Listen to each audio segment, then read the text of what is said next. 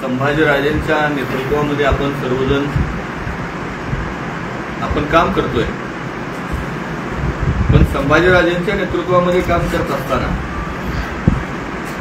संभाजीराजेंसारखा राजहंस आपल्या महाराष्ट्रातल्या राजकारणाच्या माध्यमातून पुढे येऊ पाहत असताना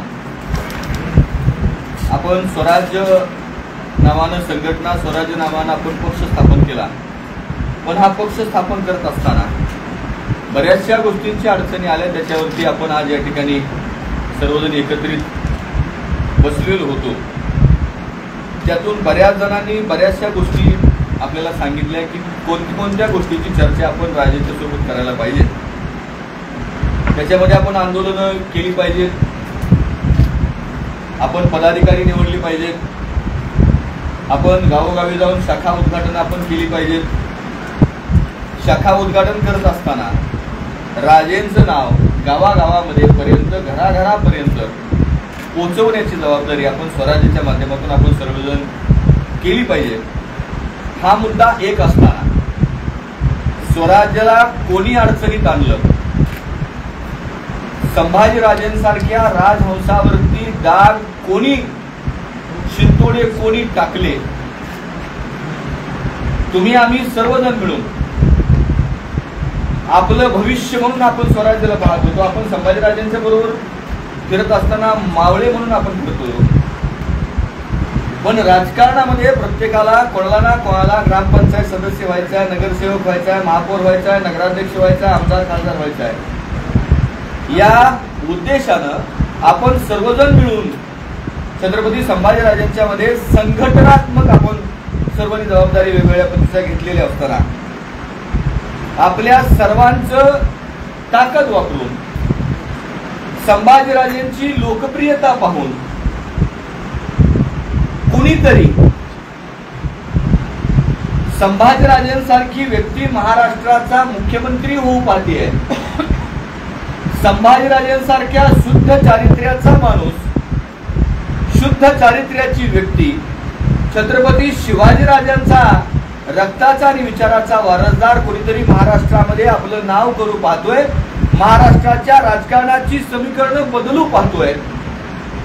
हे पाहत असताना हे ज्या वेळेला प्रस्थापितांच्या लक्षात आलं, त्यावेळेला धनंजय जाधव नावाचा एक व्यक्ती संभाजीराजेंच्या सोबत प्लांट केला गेला, संभाजीराजेंच्या सोबत घुसवला गेला, असा आरोप सरळ सरळ तुमच्या आमच्या सर्वांचा आहे. त्याचं कारण असं आहे, मगाशी आपल्या सहकार्याने म्हणाले की निवडणुकांच्या अगोदर स्वराज्याला आपल्याला बी टीम म्हणत होती भाजपची, बरोबर, आणि ही बी टीम म्हणत असताना सध्याच्या कालखंडामध्ये सुरू असलेला धनंजय जाधवचा कार्यक्रम बघत असताना ही माणसं गप्प राहिली, आणि गप्प राहिल्यानंतर मग मात्र वेगवेगळ्या माध्यमातून गोळा केलेला पैसा यांनी आता बाहेर काढायला सुरुवात केली,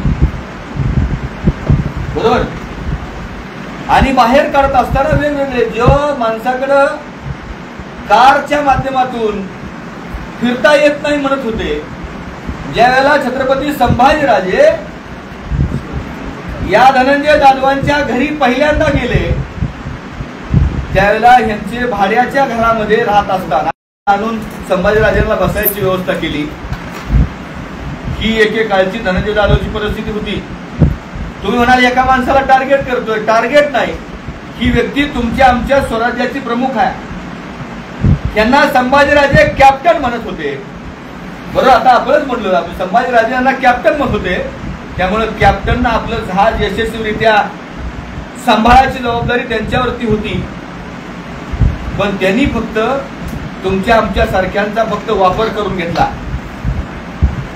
येत्या काही दिवसामध्ये, मागच्या 2 महिन्यामध्ये स्वराज्य पक्ष संघटना स्थापन झाल्यापासून जेवढा खर्च आपली संघटना वाढवायला, घराघरापर्यंत पोहोचवायला झाला नाही, त्याच्या 10 पट खर्च नगरसेवक व्हायला तुम्ही आज घालवताय, एका वार्डासाठी घालवताय.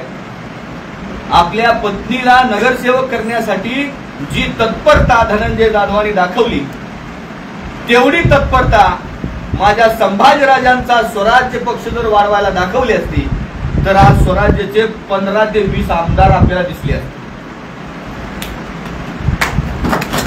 असते का नसते? तेवढी तत्परता त्यांनी दाखवली नाही. उलट संभाजीराजांचा फोटो त्यांच्या पत्रकावरून निघालाय. आता संभाजीराजांचा फोटो नाही, आता भाजपच्या पदाधिकाऱ्यांचा, आमदारांचा, खासदारांचा, केंद्रीय मंत्र्यांचा, RSSच्या सगळ्या अधिकाऱ्यांचा फोटो तुमच्या जवळ आहे, पण माझ्या संभाजीराजांचा फोटो नाही. आम्ही संभाजीराजांना, धनंजय जाधवांना काढून टाका म्हणणार नाही. तो तुमचा सर्वस्वी अधिकार आहे. तुम्ही आम्हाला सुद्धा काढून टाकू शकता, पण आमचं संभाजीराजांवर प्रेम आहे.